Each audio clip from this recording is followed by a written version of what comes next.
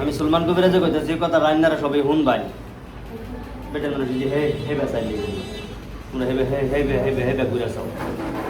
আর main কথাটা আমি কইতেছি কতগুলি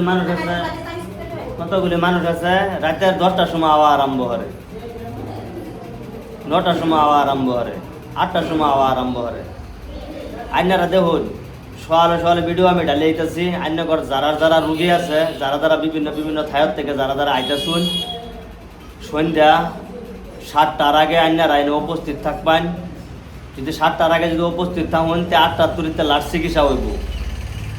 আর যারা সকালে আইতেছুন এখন তো কন্টিনিউ চিকিৎসা চলতেই আছে কেলেকে রাতের 8টার পরে আইবেন কোনো চিকিৎসা হইতো না আমি কই দিলাম একটা কথা এই কথাটা শুনে লইবেন কেলেকে আমরা সারাদিন কাম করে হারিয়া রাতের 8টার তুরিতে কাম করা পাইম লাস্ট 8টার পরে আইনারা হাজার রিকোয়েস্ট করলেও সুলমান কবিরাজরা পাইতেন না কেলেকে আঙ্গর বাজার আছে বহুত কিবা কিবি আছে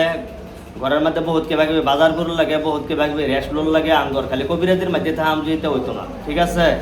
এলে কথাটা আইনে করে লাশ আখিরিবার বোঝাই যেতেছে যারা ভিডিও দেখে না হেরা তো আয়া পরে হেরা আলাদা কথা যারা ভিডিও দেখতেছেন জাগর রুগী এনে আইতেছে তাগরে সহাল টাইমে ভাড়াই দেবার কোশিশ করবেন সহাল টাইমে মানে কি 10টার পরে রাত সহাল 10টার পরে থেকে বাস আওয়াজ ধরলে হইলো সন্ধ্যা 7টার আগের তুরিতে এলো থাকলে হইলো 8টার তুরিতে কাম ক্লিয়ার হয়ে যাবো এই যে মানুষ আওয়া আরম্ভ হয়েছে যে গাড়িটার এই যে পার্কিং আরম্ভ হয়েছে স্যার ওখানের দা